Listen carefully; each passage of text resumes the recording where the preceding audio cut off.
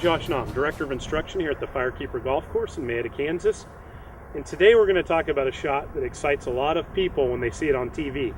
And that's the low-flighted, high-spinning wedge shot from about 50 or 60 yards. Now the first thing we need to do when we're trying to hit the shot is understand what we're trying to accomplish. In order to hit the ball low with spin, there's a couple things we need to do. The first one obviously is to have a clean face on our wedge. We're going to use 56 or 60 degree wedge. The second thing is to have a premium golf ball.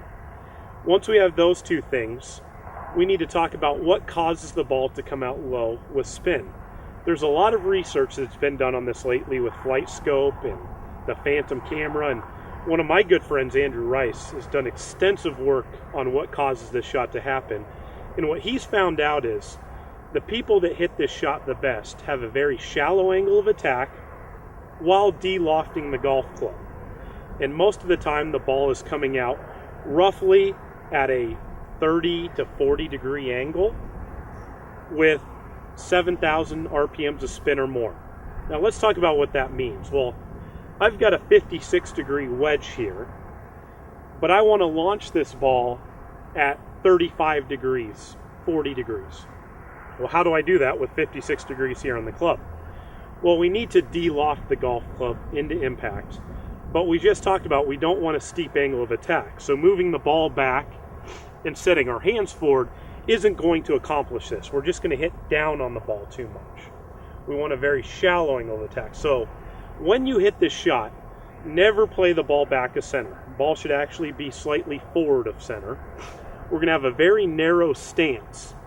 And I want to work on coming into impact very shallow as opposed to steep, very shallow with my hands forward de-lofting the club. When you hit the shot, there really shouldn't be much of a divot. There should be a brushing of the grass. So as I make a couple practice swings here, you see I'm just brushing the grass, yet my hands are staying forward and in front of this.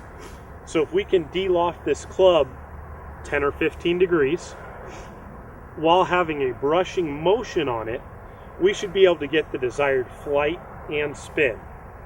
So remember, shallow angle of attack, make sure the hands are forward through impact to de-loft it, not taking much of a divot, ball slightly forward, and you can hit these shots too.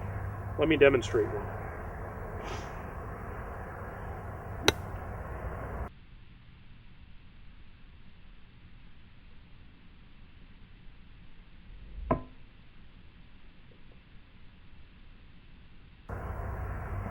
So you can see there, I didn't take much ground at all. You're going to also see in the slow-mo how my hands were forward and I de-lofted the club through impact. That got me a nice low shot that traveled about 50 yards and had a ton of spin on it. Now let me show you what I see from most high handicappers. Ball gets back, hands get forward, and they chop into it.